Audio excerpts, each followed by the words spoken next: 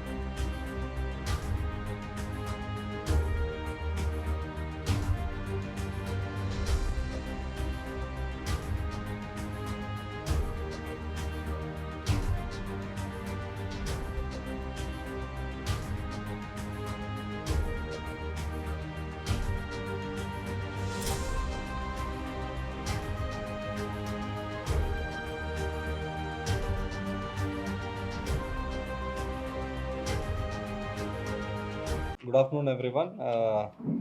Every year లాగే annual crime report 2023 Sangareddy జిల్లాకు సంబంధించిన క్రైమ్ యొక్క గణాంకాలు, దాంతోపాటు ఇప్పటి వరకు పోలీసులు ఈ సంవత్సరం చేసిన వర్క్స్ అండ్ రాబోయే కాలంలో కూడా నెక్స్ట్ నూతన సంవత్సరంలో చేయాలనుకున్న లక్ష్యాలు ఏవైతే ఉన్నాయో అవన్నీ కూడా ప్రజలకు తెలియాలని చెప్పేసి, ఎందుకంటే the government functions, government servants are responsible to the public and మా పని ఎలా ఉంది, మా పనితీరు ఎలా ఉంది అనేది ఎవ్రీ ఇయర్ సమీక్షించుకుంటే ఇంకా దాన్ని ఇంప్రూవ్ చేసుకోవడానికి ఉంటుంది. సో దానిలో భాగంగా ఈరోజు ఈ సంవత్సరం యొక్క క్రైమ్ ఫిగర్స్ని మరియు మేము చేసిన ఇనిషియేటివ్స్, ఎలక్షన్ సంబంధించి కానివ్వండి, పోలీసింగ్ సంబంధించి కానివ్వండి, వీటన్నిటికి సంబంధించి ఈ ఇయర్ సంగారెడ్డి జిల్లాలో పోలీస్ శాఖలో ఏమేమి ఇనిషియేటివ్స్ తీసుకున్నామనే దాని గురించి చెప్పడం జరుగుతుంది. సో మీ అందరికీ తెలుసు పోలీస్ శాఖలో చాలా ఇంపార్టెంట్ లా అండ్ ఆర్డర్కి సంబంధించి ఎట్లాంటి major law and order issues కాకుండా చూసుకున్నాము. దాంతోపాటు క్రైమ్లో కూడా చాలా వరకు ఇంప్రూవ్ అయ్యాము, క్రైమ్ డిటెక్షన్లో కానీ. సో ఫ్రెండ్లీ పోలీసింగ్ ఏదైతే ఉందో దాన్ని కంటిన్యూ చేసుకుంటూ ఎక్కడైతే విక్టిమ్స్ కానీ పిటిషనర్స్ కానీ సాధారణ ప్రజానికానికి కానీ ఎక్కడ కూడా ఇబ్బంది కలగకుండా వాళ్ళందరికీ కూడా అన్ని రకాల సహాయాన్ని అందిస్తున్నాము. అది పోలీసింగ్ సంబంధించింది కానివ్వండి, కోవిడ్ టైంలో కానివ్వండి, ఎలక్షన్స్ టైంలో కానివ్వండి, ట్రాఫిక్ మేనేజ్మెంట్లో కానివ్వండి, దాంతోపాటు సైబర్ నేరాలపై అవగాహన, పోక్సో చట్టాలపై అవగాహన, వీటన్నిటికి సంబంధించి కూడా క్లియర్గా వాళ్ళకి చైతన్యపరచడం జరిగింది. So especially crime against women తగ్గడానికి ఈ ఇయర్ భరోసా సెంటర్ దాదాపు 2,15,00,000 రూపాయలతోటి భరోసా సెంటర్ని ఏర్పాటు చేయడం జరిగింది. దాంతోపాటు ప్రతి సబ్ డివిజన్ లెవెల్లో షీ టీమ్స్ని ఏర్పాటు చేసుకున్నాము. దాంతోపాటు వివిధ పోలీస్ స్టేషన్లలో దాదాపు 360 పోక్సో మరియు రేప్ కేసులు ఉన్నాయి. వాటిలో మెడికల్ టెస్టు, వాళ్ళకి బాధిత మహిళలకు షెల్టర్ కల్పించడము, దాంతోపాటు 90,50,000 నష్టపరిహారం కూడా వాళ్ళకి ఇప్పించడం జరిగింది. సో భరోసా సెంటర్ కొత్తగా వచ్చింది. అలాగే బాల నేరస్తులు ఎవరైనా ఉన్నా కూడా వీళ్ళందరికీ కూడా ఒక చైల్డ్ ఫ్రెండ్లీ కార్నర్ అనేది టౌన్ పోలీస్ స్టేషన్లో ఏర్పాటు చేసుకోవడం జరిగింది. రానున్న కాలంలో మిగతా పోలీస్ స్టేషన్లో కూడా చైల్డ్ ఫ్రెండ్లీ కార్నర్ని ఏర్పాటు చేసుకుంటాము. దాంతోపాటు క్రైమ్ డిటెక్షన్ అండ్ ప్రివెన్షన్లో యూజ్ అయ్యే సీసీటీవీలు ఏదైతే డేగా కన్ను అనుకుంటామో సీసీటీవీలు దాదాపు 1,208 సీసీటీవీలను ఏర్పాటు చేయడం జరిగింది. సో ఈ సంవత్సరం మేజర్ టాస్క్ సంగారెడ్డి జిల్లా పోలీస్కి సమర్థవంతంగా 2023 అసెంబ్లీ ఎన్నికలను నిర్వహించడం. ఈసారి జిల్లా వ్యాప్తంగా జిల్లా చెక్ పోస్టులు, అంతర్రాష్ట్ర చెక్ పోస్టులను ఏర్పాటు చేసుకొని ఎన్ఫోర్స్మెంట్ విస్తృతంగా చేశాము. సో దానికి సంబంధించిన డాటా కూడా మీకు ఇస్తాము. దాంతోపాటు ఈ అసాంఘిక కార్యకలాపాలు, చట్ట వ్యతిరేక కార్యకలాపాలు ఏవైతే ఉన్నాయో వీటన్నిటి మీద కూడా ఒక ఉక్కుపాదం మోపడానికి టాస్క్ ఫోర్స్ని ఏర్పాటు చేసి దాదాపు అక్రమ మద్యం కానివ్వండి, అక్రమ గంజాయి సాగు కానీ, రవాణా కానీ, అక్రమ గ్యాస్ రీఫిల్లింగ్ కేంద్రాలు మరియు పీడిఎస్ రైస్, దాంతోపాటు శాండ్, వీటన్నిటి మీద కూడా కేసులు పెట్టడం జరిగింది. దాదాపు 1,258 లీటర్ల మద్యం నాన్ ఎలక్షన్ పీరియడ్లో, 313 క్వింటాల పీడిఎస్ రైస్, అక్రమ గ్యాస్ రీఫిల్లింగ్ చేసిన 1,421 సిలిండర్స్, 634 కిలోల గంజాయి, 8,000 లీటర్ల అక్రమ డీజిల్, 70 లక్షల విలువ గల అల్ఫాజోల్ డ్రగ్ కూడా సీజ్ చేయడం జరిగింది. దాంతోపాటు ఈ మధ్య సిఐఆర్ పోర్టల్లో మనకి ఏదైతే మొబైల్ లాస్ ఉంటుందో దాదాపు 3,082 దరఖాస్తులు వస్తే దాదాపు దానిలో 1,298 సెల్ ఫోన్ ట్రేస్ చేసి 410 సెల్ ఫోన్లు రికవరీ చేసి వాళ్ళకి ఇవ్వడం జరిగింది.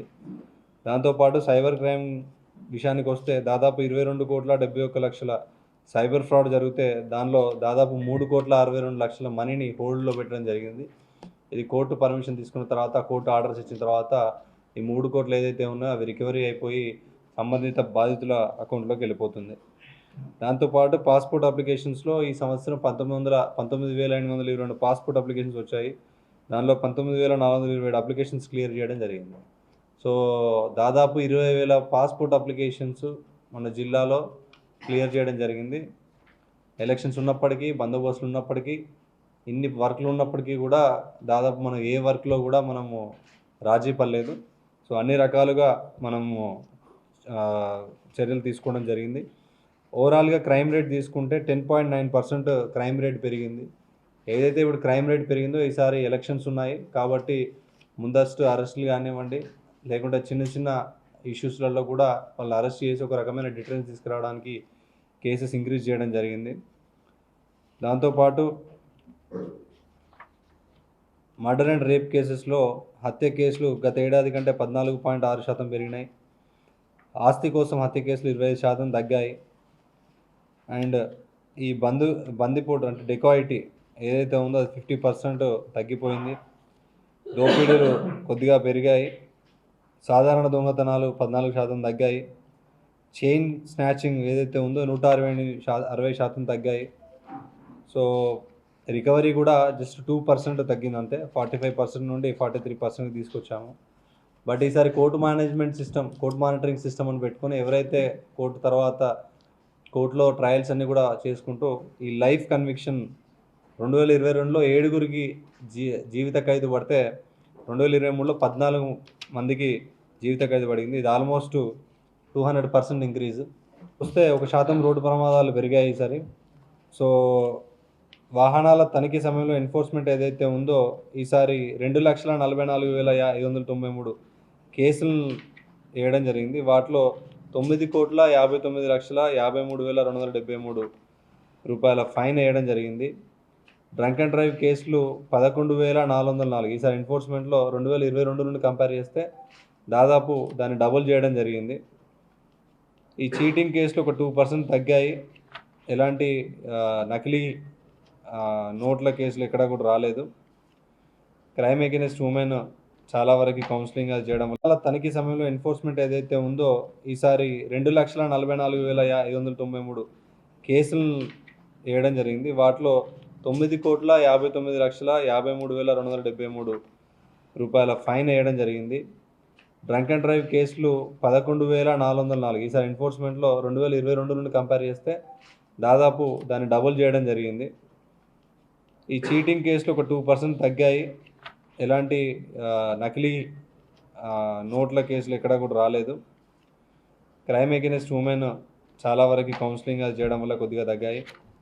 వాటితో పాటు గేమింగ్ యాక్ట్లో మట్కా యాక్ట్ కేసులు, ఎన్డీపీఎస్ కేసులు, పీడీఎస్ కేసులు, శాండ్ థెఫ్ట్ కేసులు, సైబర్ క్రైమ్ అఫెన్సెస్ కూడా ఈసారి మనం అవేర్నెస్ క్రియేట్ చేయడం వల్ల మనం కేసెస్ రిజిస్టర్ చేయడం కూడా జరిగింది. సో దాంతోపాటు పీడీ యాక్ట్ కేసు కిందకి వస్తే ఒక కేసులో ఒక 4 వ్యక్తులకి పీడీ యాక్ట్ కింద డిటైన్ చేయడం కూడా జరిగింది. ఈ సంవత్సరం మేజర్ టాస్క్ ఇంతకుముందు చెప్పినట్టు 2018 ఎలక్షన్స్కి 2023 ఎలక్షన్స్కి ఒక కంపారిజన్ చూస్తే ఎన్ఫోర్స్మెంట్లో అప్పుడు ఎలక్షన్ కేసెస్ 33 ఎలక్షన్ కేసెస్ 2018లో చేస్తే ఈసారి 535 కేసులు చేయడం జరిగింది. సో 1521% ఇంక్రీజ్ చేశాము. 2018 అసెంబ్లీ ఎన్నికల్లో 681 మందిని బైండ్ ఓవర్ చేస్తే ఈసారి 5,074 మందిని, అంటే ఒక సడన్ జంప్ అనేది తీసుకురావడం జరిగింది. చిన్నగా కూడా ఎవరైనా అసెంబ్లీ ఎన్నికలకి విఘాతం కలిగిస్తారంటే వాళ్ళందరినీ కూడా బైండ్ ఓవర్ చేయడం జరిగింది. దాంతోపాటు క్యాష్ సీజర్ కూడా 1,35,00,000 2018 ఎన్నికలలో చేస్తే 2023 ఎన్నికల్లో 3,31,00,000 క్యాష్ సీజర్ చేయడం జరిగింది. ప్రీషియస్ మెటల్స్ కూడా అప్పుడు 3.5 కేజీల గోల్డ్ పట్టుకుంటే ఈసారి 7 కేజీల గోల్డ్ పట్టుకోవడం జరిగింది. ఇక లిక్కర్ విషయానికి వస్తే 2018లో 358 లీటర్ల లిక్కర్ సీజ్ చేస్తే 2023లో దాదాపు 7,500 లీటర్ల లిక్కర్ సీజ్ చేయడం జరిగింది. ఇది ఓన్లీ ఎలక్షన్ ఎన్ఫోర్స్మెంట్.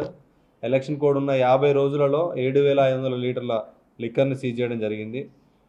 అలాగే క్రైమ్తో పాటు పోలీస్ వెల్ఫేర్కి సంబంధించిన విషయంలో స్టాఫ్ అందరితో కూడా దర్బార్ ఏర్పాటు చేసి వాళ్ళకి ఒక వాటర్ ప్లాంట్ ఏర్పాటు చేయడం జరిగింది. మరియు ఆఫీస్ డిపిఓలో కూడా మైనర్ రిపేర్స్, వాళ్ళకి కావాల్సిన సామాగ్రి ఏదైనా ఉన్నా కూడా కొనడం జరిగింది. కొత్తగా మన డిస్ట్రిక్ట్ ట్రైనింగ్ సెంటర్ ఏదైతే ఉందో దానిలో కొత్తగా రిక్రూట్ అయ్యే కానిస్టేబుల్స్ ట్రైనింగ్ చేయడానికి దాన్ని కూడా రెనోవేషన్ చేసి రెడీగా ఉంచడం జరిగింది. దాంతోపాటు పోలీస్ వెల్ఫేర్ యాక్టివిటీస్లో కామధేను పోలీస్ క్యాంటీన్ ఉంటే దాన్ని ఆధునీకరిస్తున్నాము. దాంతోపాటు ట్రాఫిక్ సిబ్బంది ఎవరైతే ఉన్నారో వాళ్ళు ఎండలో కూడా పనిచేస్తున్నారు కాబట్టి వాళ్ళందరికీ కూడా కూలింగ్ గ్లాసెస్ ఇవ్వడం జరిగింది. సో ఈ రకంగా అన్ని రకాలుగా సంగారెడ్డి జిల్లా పోలీస్ అనేది ఈసారి పోలీసింగ్లో ఎంత బిజీ షెడ్యూల్ ఉన్నా కూడా క్లియర్గా ఒక లక్ష్యాన్ని చేసుకొని దాన్ని అధిగమించడం జరిగింది. దాంతోపాటు రానున్న కాలంలో 2024లో కూడా మా ఆఫీసర్ అందరితో కూర్చొని సమీక్షించుకోవడం జరిగింది. రానున్న కాలంలో ఏదైనా మనకి ఇండస్ట్రియల్ ఏరియా ఉంది కాబట్టి ఇక్కడ ఎట్లాంటి ఇండస్ట్రీకి సంబంధించిన యాక్సిడెంట్స్ కాకుండా మనకి హైవే కూడా చాలా పెద్దగా ఉంది, రోడ్ యాక్సిడెంట్ తగ్గియాలని, దాంతోపాటు సీసీటీవీలను పెంచాలని, అలాగే సైబర్ క్రైమ్ ఈ మధ్య బాగా పెరుగుతుంది. సో దాని మీద ఫోకస్ చేసి దాని గురించి కూడా ప్రజలు అవగాహన కల్పించి సైబర్ నేరాలు తగ్గించడానికి, రిపోర్టింగ్ పెంచడానికి మేమంతా కూడా రెడీగా ఉన్నాం. సో గవర్నమెంట్ పాలసీ ప్రకారం ఇప్పుడు కొత్త గవర్నమెంట్ కూడా డ్రగ్స్ మీద చాలా సీరియస్గా ఉంది. సో డ్రగ్ అబ్యూస్కి సంబంధించి కూడా అన్ని విద్యాలయాల్లో యాంటీ డ్రగ్ కమిటీస్ని కూడా ఏర్పాటు చేస్తున్నాము.